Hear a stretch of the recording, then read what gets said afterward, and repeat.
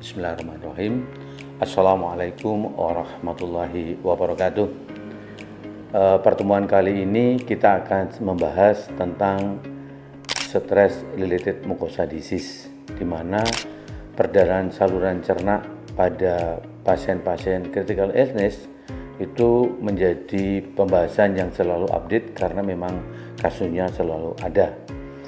Perdarahan saluran cerna akut sendiri itu sudah lama dilaporkan sejak tahun 1800, di mana Thomas Birjat Curling pada tahun 1823 menemukan pada kasus-kasus kebakaran di mana apabila lebih dari 70% burn atau kebakaran itu lebih dari 70% total body surface area, maka sering ditemukan ulkus di saluran cernanya. Oleh karena itu, ulkus pada pasien kebakaran ini disebut dengan Carling ulcer. Sementara pada 1901, Harvey Cushing itu juga menemukan adanya ulkus pada kasus-kasus trauma kepala. Nah, sehingga ulkus yang ditemukan pada pasien trauma kepala kita sebut dengan Cushing ulcer. 1971, Lucas dan teman-teman memberikan label ulkus pada pasien-pasien critical illness ini dengan stress related erosive syndrome. Hanya saja ternyata pada perjalanan berikutnya stress ulcer, stress erosif, stress gastritis, hemorrhagic gastritis yang ditemukan pada pasien-pasien critical illness dilabel dengan stress related mucosa disease. Ya, stress ulcer ini sering dibagi menjadi dua tipe. Tipe pertama adalah stress related injury, biasanya diffuse, kemudian mengenai kerusakan di mukosa yang superficial sehingga menyebabkan oozing. Lokasinya sendiri bisa di fundus, corpus, antrum, duodenum, atau malah di distal esophagus. Sementara tipe yang kedua adalah discrete stress ulcer. Biasanya ulcer yang ini itu lebih dalam sehingga sering mengenai submukosa, sehingga perdarahannya pun bisa lebih overt, bisa lebih banyak, dan lokasi ulcer ini kebanyakan di korpus dan antrum dari gaster.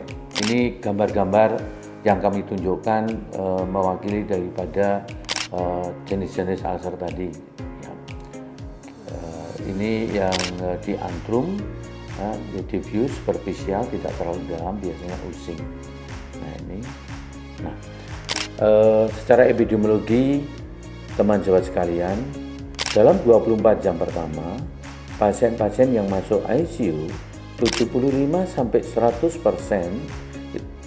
yang critical illness dapat terjadi perdarahan saluran cerna. Endoscopic evidence gastrointestinalnya cukup nyata.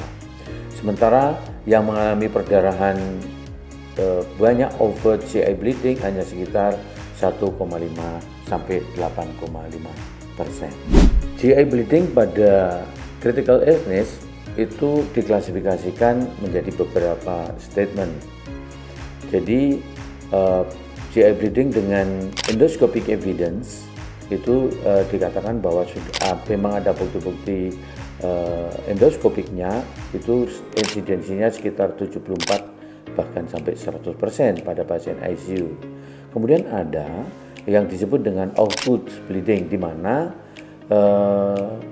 tidak ada perdarahan yang signifikan tetapi guaiac positif, guaiac stool testnya positif atau nasogastrictumnya positif.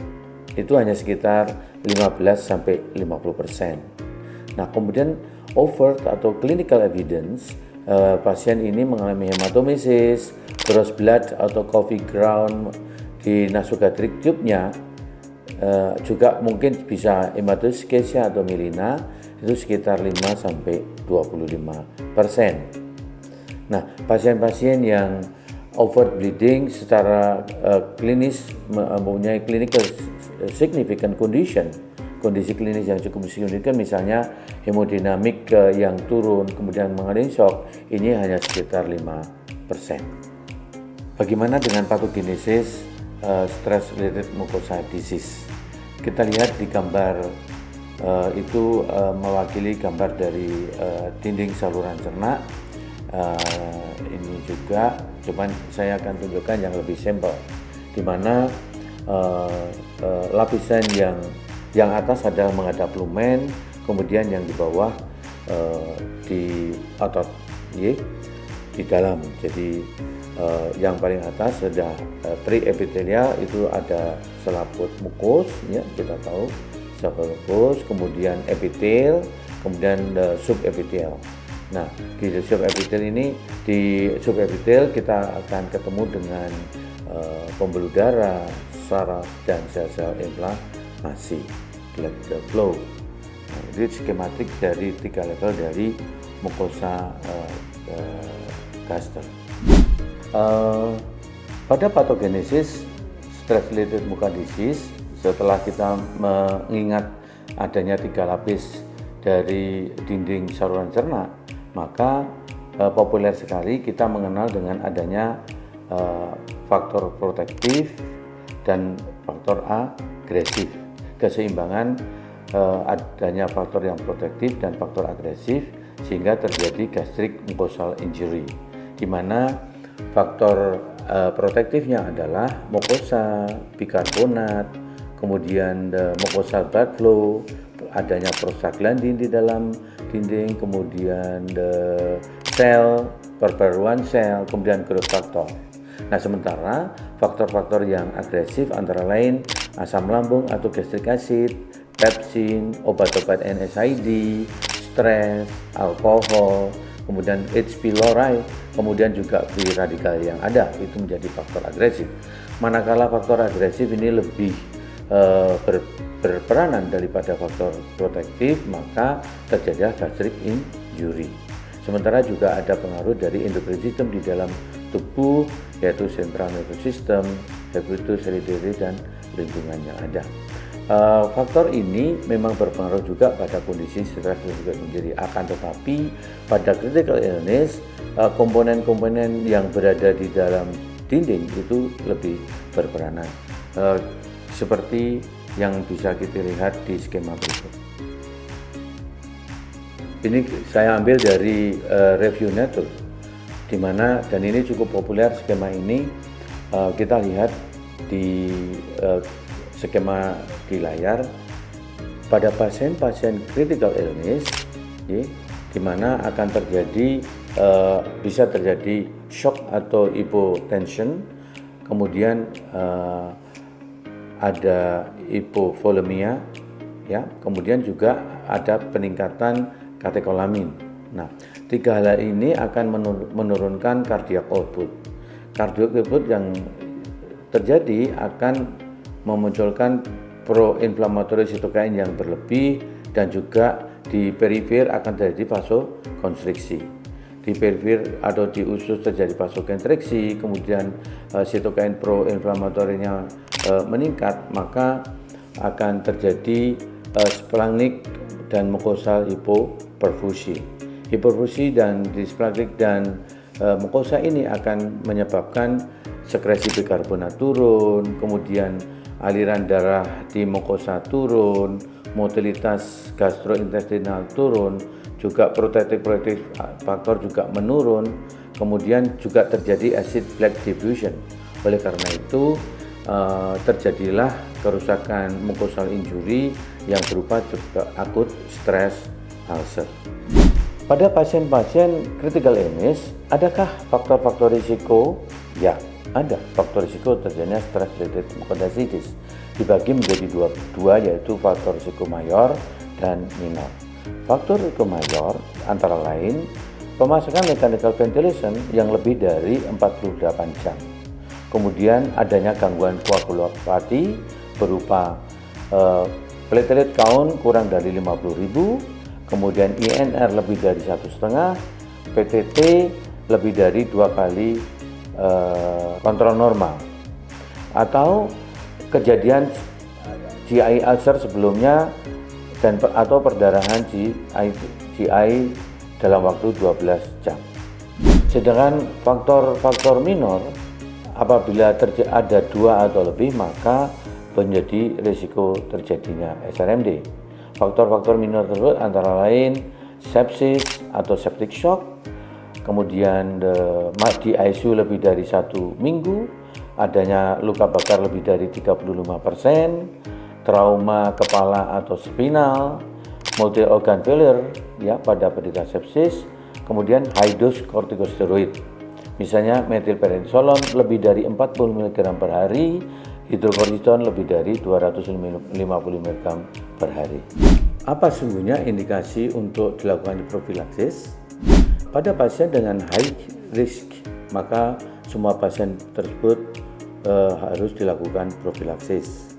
Kalau moderate risk patient perlu dipertimbangkan adanya profilaksis.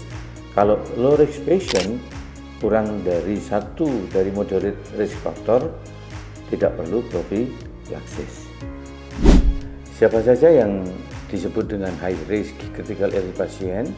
Antara lain apabila terjadi luka bakar lebih dari 35% total body surface area.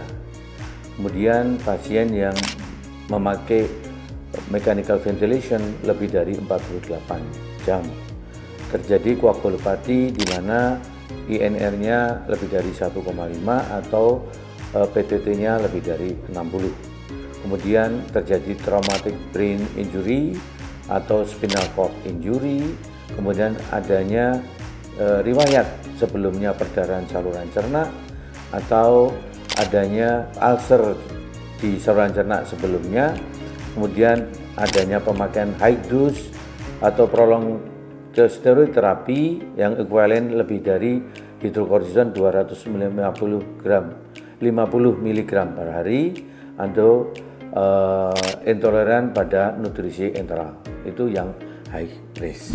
Nah, bagaimana dengan yang moderate risk atau lebih atau sama dengan 2 kali adanya faktor-faktor risiko yang ada di bawah ini? Jadi luka bakar kurang dari 20% atau kemudian pemakaian NSAID yang kronik atau aspirin, kemudian high dose NSAID terapi ibuprofen lebih dari 1200 mg per hari atau naproxen lebih dari 1000 mg per hari, kemudian adanya sepsis, vasopresor atau adanya inoterapi, dan juga adanya gastroduodenal atau gastroyejunal anedosis yang baru saja dikerjakan. Lebih atau 2 dari faktor risiko tersebut dikelompokkan sebagai moderate risk. Kemudian kalau low risk tidak ada atau hanya 1 faktor risiko yang ada. Tadi disebut dengan enteral nutrisi. Nah, sesungguhnya bagaimana enteral nutrisi peranannya berkaitan dengan stress related mucosa disease? Enteral nutrisi itu dapat mencegah ischemic mucosa dan juga ulcerasi oleh karena terjadi peningkatan splenic blood flow dan juga meningkatnya pH gaster. Nah, pemberian makanan yang langsung kepada saluran cerna mempunyai keuntungan tambahan, yaitu memelihara kesehatan mukosa dan mencegah terjadinya bakteri spontan. Hanya saja sayang sekali peresepan enteral nutrisi berkaitan dengan profilaksis critical illness ini ternyata jarang. Sesungguhnya bagaimana optimal durasi yang optimal untuk profilaksis stress related mucosa disease di ICU? Durasi optimal stress ulcer prophylaxis di ICU belum jelas, tidak ada kejelasan sampai sekarang. Tetapi kebanyakan expert mengusulkan bahwa selama masih ada faktor risiko yang ada, maka profilaksis terjadinya stress related mucosa disease sebaiknya tetap diberikan. Hanya saja kapan di stop sampai sekarang belum ada kesepakatan. Terima kasih telah menyaksikan konten dari video saya dan selamat menyaksikan konten-konten video saya yang lain. Jangan lupa untuk like, share, and subscribe, dan jangan lupa bunyikan lonceng. Terima kasih. Assalamualaikum warahmatullahi wabarakatuh.